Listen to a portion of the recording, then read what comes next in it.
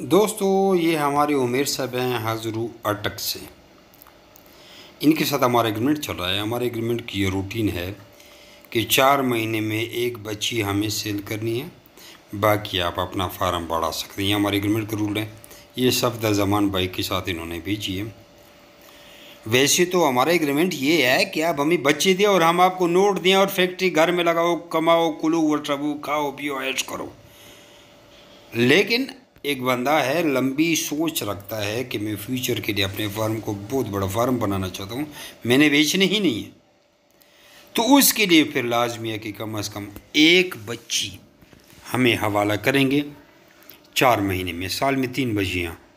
ये हमारे एग्रीमेंट का रूल है। बाकी आप अपने पास अपने फार्म को बढ़ा सकते हैं, जिससे आप देख रहे हैं हमने बढ़ाया हुआ है। जब मेरा बिट फार्मिंग कंपनी प्राइवेट पाकिस्तान गौरमीन से मंजूर शुदा पाकिस्तान की वो वाहिद रजिस्टर्ड कंपनी है जो आपको खरगोश देकर उनके बच्चे 25 साल तक वापस का खरीद का एग्रीमेंट करती है। पर नाम शायर का नाम व्हाट्सअप करें और सारी मालूमात फ्री में हासिल करें। जज़ाकुमुल्लाह।